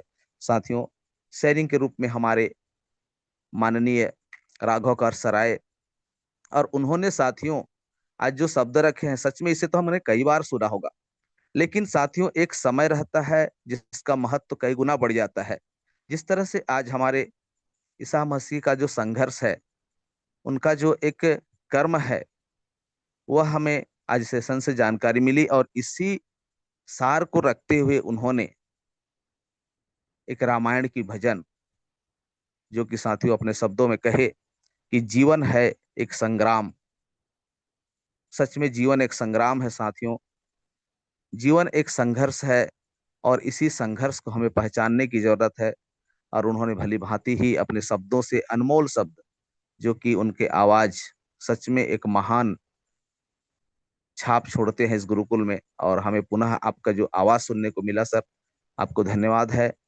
आपको इसी तरह से हम चाहते हैं कि गुरुकुल का जो प्यार बरसता रहे और हमें आपकी बातों को सुनने का मौका मिलता रहे। धन्यवाद है सर आपको। साथियों आज का सेशन सच में लाजवाब है, और सदैव की भांति हर प्रकार का ज्ञान हमें इस गुरुकुल में मिल रहा है। क्योंकि अनेक हमारे ऐसे साथी जो कि अपने अपने भूमिका में आते हैं, और जिस तरह से आज हमारे मातृशक्ति का सेशन, स्पेशल स्पीच, हमारे राघव सर जी के वाणी हमें सुनने को मिले, बहुत ही अनमोल शब्द हैं। इसी तरह से आपका प्यार बरसता रहे, आपका ज्ञान बरसता रहे। हम इसी तरह से आपके शब्दों को, ज्ञान को इस गुरुकुल में सुनते रहें। इसी आशा और विश्वास के साथ में मैं अपने वाणी को विराम देता हूँ। मैं राजकुमार मुखर्जी, महासमुंद छत्तीसगढ़, कोटि कोटि नमन वंदन करते हुए माननीय आज के हमारे संचालक प्रिया सहगल मैम जी, अनुरोध है आपसे गुरुकुल को कंटिन्यू करिए। वेलकम। जय जय हरिच। Thank you, thank you, thank you, thank you sir, thank you very much. और ने भी एक ऐसे शब्द और एक ऐसे आवाजों को आपने इस मंच पे, इस गुरुकुल में रखा है, जिसके लिए शायद शब्द कम पड़ जाते हैं। ऐसे ज्ञान हम सबके बीच रखने के लिए कि कुछ कह पाए, तारीफ में कुछ शब्द बोल पाए। शायद वो कहते हैं कि इंसान तारीफ करने वाला भी निशब्द हो जाता है। तो आज की आपकी बहुत ही अच्छा रहा आपका। तो आज हमारे क्लोजिंग पार्ट में हमारे सभी सर आए और सब लोग से आपने बहुत ही अच्छा आज हम लोग को सिखाया है। और हम आगे बढ़ते हैं। जैसे कहते हैं ना, पूजा करने के बाद प्रसाद भी लेना बहुत जरूरी, प्रसाद लेना भी बहुत जरूरी होता है। क्योंकि अगर जब पूजा करिए तो अगर प्रसाद मत लीजिए तो व्यर्थ जाता है पूजा। और वही हाल है हमारे इस गुरुकुल का कि हम मीटिंग तो सुन लेते हैं, स्पेशल स्पीच सुन लेते हैं, शेयरिंग सुन लेते हैं, सब कुछ कर लेते हैं, लेकिन लास्ट में अगर हमें आशीष वचन ना मिले तो शायद ये मीटिंग ही अधूरा लगता है। क्योंकि हमारे गुरुओं से जो हम वचन सुन पाते हैं और जो नहीं सुनते हैं शायद अधूरा लगता है कि आज हमने बहुत कुछ खोया है और बहुत कुछ नहीं पाया यहाँ से। तो मैं आज इनवाइट करना चाहूंगी आशीष वचन के लिए हमारे, ना मैं लीडर कह सकती हूँ ना मैं मेंटोर कह सकती हूँ, क्योंकि गुरु का दर्जा दिए हैं तो गुरु ही कह सकते हैं, हमारे गुरु हैं। तो आज मैं इनवाइट करना चाहूंगी हमारे आदरणीय, हमारे गुरुवर, हमारे श्री कुलदीप सर को। और मैं सारे कोहोर से निवेदन करूंगी कि आप सब हमारा सहयोग करें, साथ दें हमारे आज मेंटोर, हमारे गुरु को बुलाने के लिए इस मंच पे आशीष वचन के लिए। जो आशीष वचन हम सबको बहुत ही फल स्वरूप मिलता है। तो मोस्ट वेलकम है सर। स्वागत है सर, स्वागत है, वेलकम आपका। Welcome sir, welcome. Thank you so much.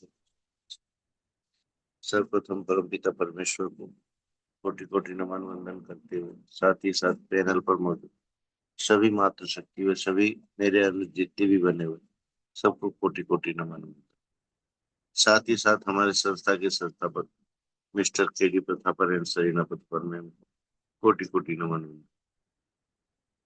साथियों, जितने भी महापुरुष हुए हैं, आप हर किसी की जीवनी उठाकर देख लो, सबने जो संघर्ष झेले, चाहे ईसा मसीह हो, चाहे हमारे राम भगवान हो, चाहे हमारे कृष्ण हो, चाहे हमारे मुस्लिम भाइयों में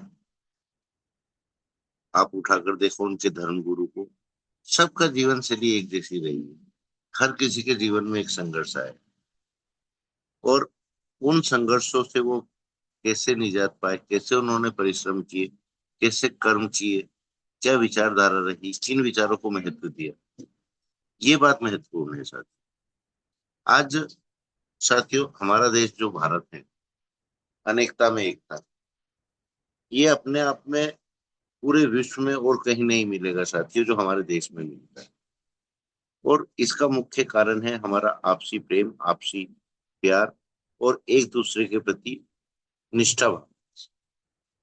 इन सब बातों को ध्यान में रखते हुए आज अगर हम हमारे प्रतापन सर की बात करें साथियों, तो उन्होंने भी हमारे देश की संस्कृति, विविधता में एकता, इन सब बातों को ध्यान में रखकर इस हाईरीच जैसे प्लेटफॉर्म का ओपनिंग किया साथियों। उनकी सोच को समझो साथियों, आज उनकी सोच कितनी महान है, कितनी बड़ी है, जो ये सब विचार उनके मन में आया कि मैं सभी धर्मों के लोगों को एक मंच पर इकट्ठा करूं और साथ ही साथ उनकी आर्थिक स्थिति में सुधार भी करूं। कोई महान व्यक्तित्व का धनी व्यक्ति ही ये बातें सोच सकता है सर। आप और हम इतनी दूर की नहीं सोचते। और अगर आप और हम इतनी दूर की सोचते ना साथियों, तो आज उनके गुणों के महत्व को समझते और उनके भावनाओं को समझते, उनके भाव को समझते कि वो चाहते क्या है हमसे, उनका उद्देश्य क्या है, उनका लक्ष्य क्या है। और इन सब बातों को ध्यान में रख के हम हाईरिच को हाईरिच की तरह ही करते। साथियों, आज मेरी बातें आप लोगों को बड़ी अजीब लग रही होंगी। आज भी वही कंडीशन है जो आज से 3 साल पहले थी, आज से 4 साल पहले थी, आज से 5 साल पहले थी। आज हम लोगों ने नेटवर्क मार्केटिंग को सिर्फ और सिर्फ एक ही शब्द से जाना है, और जाना भी नहीं है साथियों, हमको पैसा कमाना है।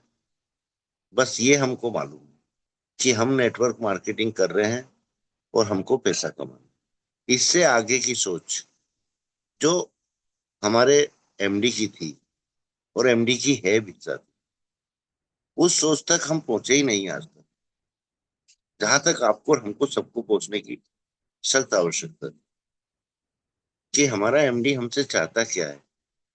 साथियों, आज एक 10 रुपए का बिजनेस स्टार्ट करोगे ना, वहां भी 10 कागजी कार्रवाई होंगी आप लोगों के साथ जब आपको पार्टनरशिप मिलती है।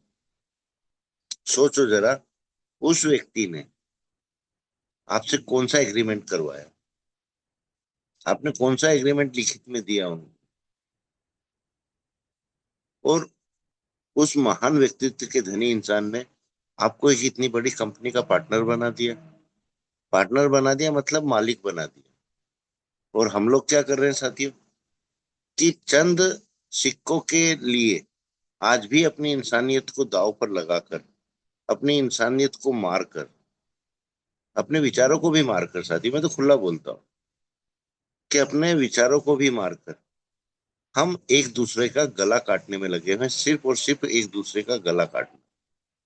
और यही शायद हम लोगों ने सीखा है नेटवर्क मार्केटिंग का सही मतलब, कि एक दूसरे को नीचा दिखाओ, एक दूसरे को पीछे हटाओ, एक दूसरे के ऊपर चढ़कर आगे बढ़ो। यही नेटवर्क है। यही सोचा भी हमने और सीखा भी, ये समझा भी यही। पर यहाँ आज आप लोग एक बात महसूस करते हो साथियों कि पिछले 27 से 28 महीनों में हमारी 1 रुपए की इनकम नहीं हुई। हमने जो पैसा इन्वेस्ट किया वो हमको मिलेगा कि नहीं मिलेगा।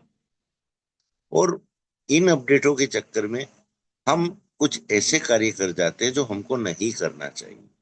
आज हमारी लीडरशिप को देख लो साथियों, टोटल लीडरशिप, चाहे केरला की हो चाहे नॉर्थ इंडिया की हो,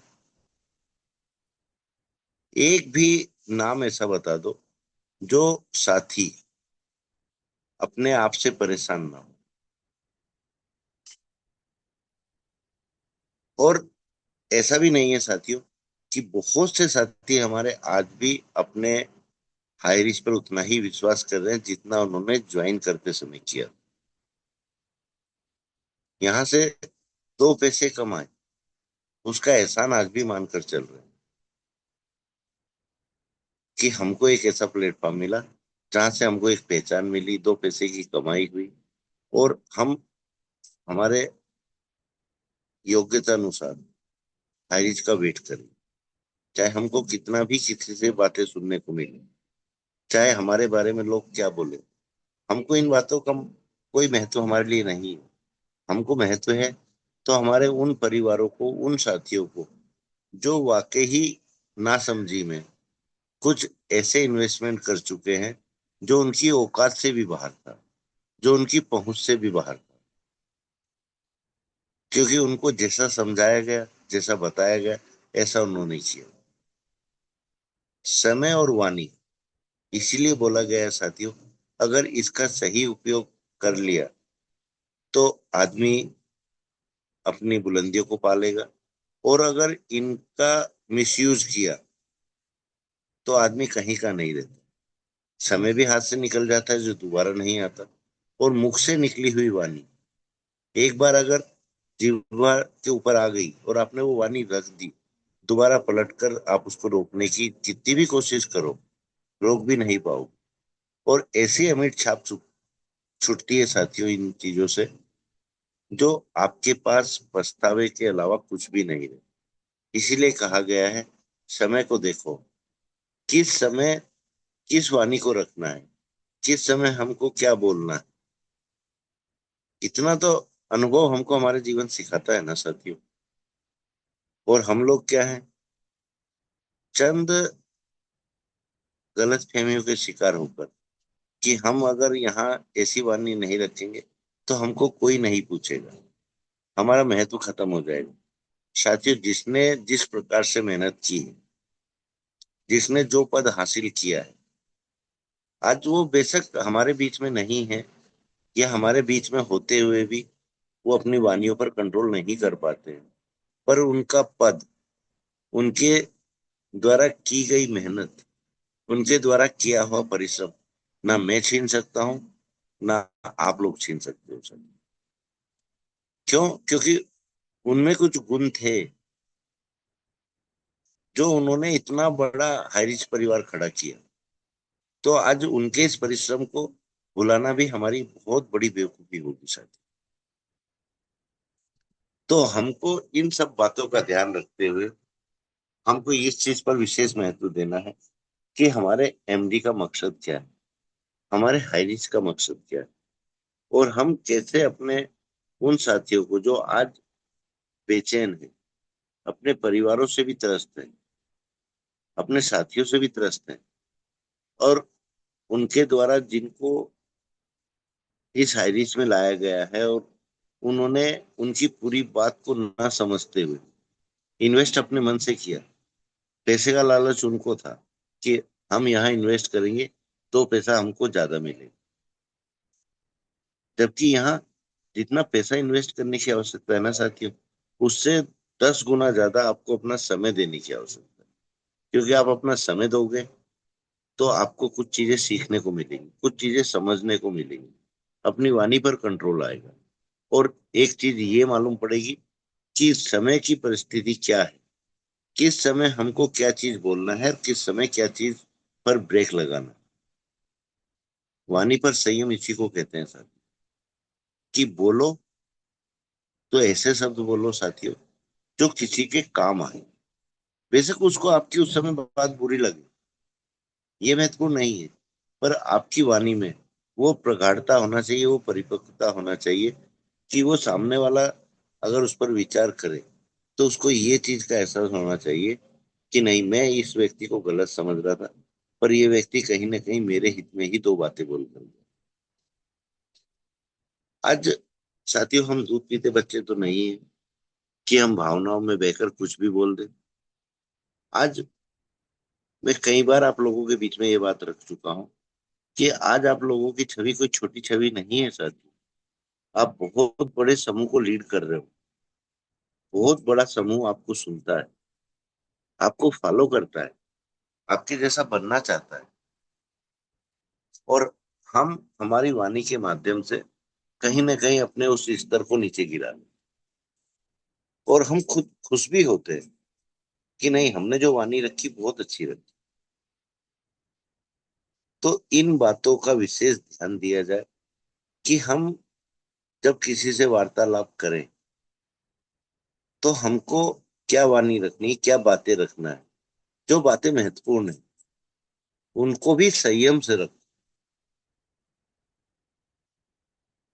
और उन पर भी संयम होना अति आवश्यक है सर। और आज ये गुरुकुल है, ये जूम पैनल है, ये किस लिए है सर? ये हर उस परेशान से परेशान साथी का आसरा है कि यहाँ आकर उसको कुछ ना कुछ तो मिलेगा, पर उसको समय भी देना पड़ेगा। आज हम बड़ी बेबाकी से बोल देते हैं कि जब हाईरीच आएगा, जब सब साथी आएंगे। तो आज जब हम यूट्यूब लाइव करते हैं और हमारे ही लीडर जो आज पैनल पर नहीं बन पा रहे हैं या नहीं आते हैं, उनके ऊपर क्या प्रभाव पड़ रहा है? उनको तो सीधा यही प्रभाव जा रहा है ना कि आज हम नहीं भी जाएंगे तो हम पर कोई फर्क नहीं पड़ना, जब हाईरीच वापस आएगा हम वापस आ जाएंगे। क्योंकि उकसावा तो हम दे रहे हैं ना, उनको प्रोत्साहन भी हम लोग दे रहे हैं। जबकि हमारा दायित्व, हमारा कर्तव्य, हमारा फर्ज यहाँ पर यह बनता है कि उन परेशान साथियों को सिर्फ किसी भी तरह बेशक अपडेट के बहाने लेकर आओ, कि आपको हर चीज का अपडेट मिलेगा। आप खुलकर सवाल तो रखो, जो भी सवाल करेंगे ना साथियों, हम जवाबदार हैं उस प्रश्न का उत्तर देने के लिए। और उसको संतुष्टि ना मिले तो आप लोग भी हमको दोष दे सकते हो, क्योंकि सही जानकारी यहीं से मिलना है साथियों। आज हमारे पास हर चीज का अपडेट रहता है, हर चीज का, कि कब हमारा कौन सा कार्य किस समय होना है और कब होने वाला है। पर हम लोगों को आपने आज तक भी ये नहीं देखते सुना कि हम उत्साह में आकर, भावनाओं में बहकर कभी भी अपडेट देने की कोशिश करें। हम समय का इंतजार करते हैं, उन बारीकियों का इंतजार करते हैं, उन बारीकियों को समझना चाहते हैं कि ये बारीकियां जो हैं इनका असर क्या पड़ेगा, हमारा केस किस दिशा में जा रहा है, और कौन सा अपडेट हमारे केस पर प्रभाव नहीं डालेगा। इन सब बातों का हम लोग ध्यान रखते हैं। और जब कोई अपडेट से हम संतुष्ट होते हैं कि नहीं, अभी जो जानकारी हम सबके बीच में रखना चाह रहे हैं या रख रहे हैं, ये अब सही है, बिल्कुल इसमें रत्ती मात्र का भी कोई ऐसा शब्द नहीं है जो झूठा। उस सच्चाई को जानकर, उस सच्चाई की तह तक पहुंचकर जब हम अपडेट रखने की कोशिश करते, तो मेरा सभी साथियों से निवेदन है कि आइंदा इन चीजों पर ध्यान रखा जाए, कि भावनाओं में बहकर, अपनी सरलता में बहकर सामने वाले के मन की दशा को पहचानो और उसके इरादों को भी पहचानो। आज साथियों, यहाँ अपडेट लेने बहुत लोग आते हैं। उनका मकसद अपने हाईरिचनों को एक संतावना देने का नहीं है, उनको हिम्मत बंधाने का नहीं है। उनका मकसद सिर्फ इतना है कि अपडेट हमको मिले, तो हमको ये मालूम पड़े कि अभी हम जिस कॉन्सेप्ट में काम कर रहे हैं वहां हम और कितने साथियों को ला सकते, कितने साथियों को गलतफहमी का शिकार कर सकते हैं। इन बातों को समझना हमारे लिए अति आवश्यक है। हमारे ही बीच के लोग, हमारे ही साथी लोग आज अपने ही साथियों को गलत रास्ते पर भटकाने की कोशिश में लगे हुए हैं। उनके लिए तो ये इतना सुनहरा मौका है कि आज हाई रिस्क प्रॉब्लम में है, अभी फिर वापस 1 से 1.5 महीने का समय और लगना है। तो यहाँ हमको वो पिच तैयार करना है, अपनी वाणी में वो चीजें डालना है कि हम सामने वालों को कैसे बेवकूफ बनाए, उनको कैसे गलतफहमी का शिकार बनाए, आधा अधूरा अपडेट देकर, और हमारा मकसद कैसे सीधा हो। उनका ध्यान इस ओर लगता है साथियों, उनको आपके द्वारा दिए हुए अपडेट से कोई मतलब नहीं। हमारे बीच में ऐसे बहुत सारे उदाहरण हैं कि हमारे साथी उन अपडेट मांगते हैं, सामने वाला इंसानियत के नाते उनको अपडेट देता है और उन्हीं की बातों को वो रिकॉर्ड करता है, और वहां से किसी दूसरे साथी के पास कॉल जाता है और उसके पास वो रिकॉर्डिंग जाती है कि इस लीडर ने मेरे को इस तरह अपडेट दिया, क्या ये सही है। तो हम कहीं ना कहीं अपनी सरल स्वभाव के माध्यम से अपनी ही छवि नीचे गिरा रहे हैं सर, जो हमारे लिए भी घातक है और हमारे उन सच्चे हारीचनों के लिए भी घातक है, जो आज भरोसा करके इस गुरुकुल में आते हैं, जो इस गुरुकुल को सर्वे सर्वा मानते हैं, यहाँ की बातों को, यहाँ के उन सब्जेक्ट को जिन पर ट्रेनिंग होती है, उन टॉपिकों पर जहाँ इंसानियत का पाठ पढ़ाया जाता है, जहाँ सच्चाई का पाठ पढ़ाया जाता है और जीवन जीने की शैली पढ़ाई जाती है, उन साथियों का क्या। तो हमको इन चीजों का विशेष ध्यान देना पड़ेगा आगे से, कि हम इस पैनल के अलावा कोई हमसे कितने भी नाक रगड़ कर बोले कि सर मुझको अपडेट चाहिए, सर मुझको अपडेट चाहिए, नहीं देना है साथी। किसी को कोई अपडेट देने की आवश्यकता नहीं। हाँ, अपडेट यहाँ समय समय पर मिलेगा, जब जब अपडेट आएगा तब तब हम यहाँ अपडेट भी रखेंगे, और हो सकेगा तो वो दिन हम केरला से भी किसी लीडर को लाएंगे। अभी हमारे मैम और सर को नहीं ला सकते क्योंकि सर को तो कोर्ट के द्वारा अनुमति नहीं है। लेकिन मैम के आने से भी हमारे केस पर कुछ इफेक्ट पड़ेगा, इसलिए हम मैम को भी नहीं ला रहे हैं साथी। पर इसका ये मतलब नहीं है कि हम लोग उनके टच में नहीं है, हम लोग उनसे बात नहीं करते हैं, या हम लोगों को हमारी मैम के माध्यम से, हमारी लीगल टीम के माध्यम से अपडेट नहीं मिलता। हमको जिस भी माध्यम से अपडेट निकालना होता है हम निकाल लेते हैं साथी। हम एक व्यक्ति के ऊपर आश्रित नहीं है। आज हम हमारे अपोजिशन वालों से भी अपडेट ले लेते हैं। तो हमको इन बातों का ध्यान अब विशेष देना पड़ेगा कि अपनी घबराहट में हम हर जगह अपडेट के लिए ना पीछे पड़े। और जो साथी ऐसी हरकतें हम लोगों के साथ करते हैं उन साथियों को भी सीधा बोल दिया जाए कि भाई लिंक आप तक पहुंचती है, आप पैनल पर आओ और जो भी सवाल है आपका हैंड राइज करो और अपना सवाल रखो। अगर आपको सेम डे उसका आंसर ना मिले तो आप आगे से मीटिंग में ना आए, क्योंकि आप जिस चीज के लिए मीटिंग ज्वाइन कर रहे हो वो चीज आपकी पूरी नहीं हो रही। तो आपको बिल्कुल हक है कि आप जो मीटिंग ज्वाइन ना करें, बिल्कुल समझाओ उनको। और अगर आपको वाकई ही अपडेट चाहिए तो आपको खुद पूछना पड़ेगा। ऐसे नहीं कि फोन लगाओ और हम बिल्कुल फ्री बैठे हैं, हम आपको अपडेट देते रहे और आप अपना उल्लू सीधा कर दो। जितने भी मेरे लीडर साथी बने हुए हैं सबसे मेरा यही निवेदन है कि आइंदा इन बातों का विशेष ध्यान रखा जाए। Thank you so much ma'am. आप आए, मैं मेरी वाणी को यहीं विराम देता हूँ और मीटिंग को वाइंड अप करें। Thank you thank you thank you thank you गुरुजी।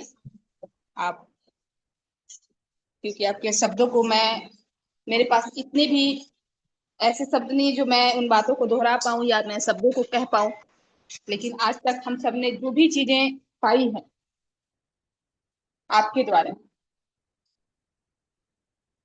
उसको तो शायद अगर कहा जाए कि ज्ञान का भंडार, वो भी शायद कम पड़ेगा। तो आज हमारे जितने साथी बने हुए हैं, आप सबने भी सुना ही है और समझा ही है हमारे गुरु जी की बातों को। तो सच में आज हम सबको बहुत ही जरूरी है हर एक बातों को अमल करने के लिए, कि हम सब कैसे सीख पाते, कैसे समझ पाते हैं और क्या बातों को हम अमल कर पाते हैं। तो मैं बहुत बहुत पुनः धन्यवाद करूंगी हमारे मेरे गुरुवर का, उन्होंने आए और अपने शब्दों से बहुत ही अच्छे तरीके से हम सबको हमेशा कोशिश करते हैं कि हम सब सीख पाए, समझ पाए और आगे बढ़ पाए कदम से कदम मिला के। बट कमियां हम सब में ही हैं, तो उन चीजों को नहीं समझ पाते हैं। तो बहुत बहुत धन्यवाद। और हमारे जितने पार्टिसिपेंट बने हुए हैं आप सबको तहे दिल से धन्यवाद कि अभी 10:24 हो चुके हैं। आप सबने बहुत धैर्य के साथ आज के मीटिंग को आप सबने सुना है, हर एक पार्ट को आपने दिल से समझा है। तो इसके लिए पूरा मैं धन्यवाद करूंगी और हम चलते हैं क्लोजिंग की ओर। और आप सबको अनम्यूट का ऑप्शन जा रहा है, तो आप सब जय हिंद हरीश के नारे के साथ आज के हमारे मीटिंग को आज यही हम स्टैंड अप करते हैं। तो जय जय हरीश, जय जय हरीश, जय जय हरीश। पुनः मिलते हैं जय कल सुबह। हरि जय हरि जय जय जय जय हरि। हरीश, घर घर हरीश, नगर नगर जय हरीश। हरी, जय जय हरी, घर घर हरी, जय हरी।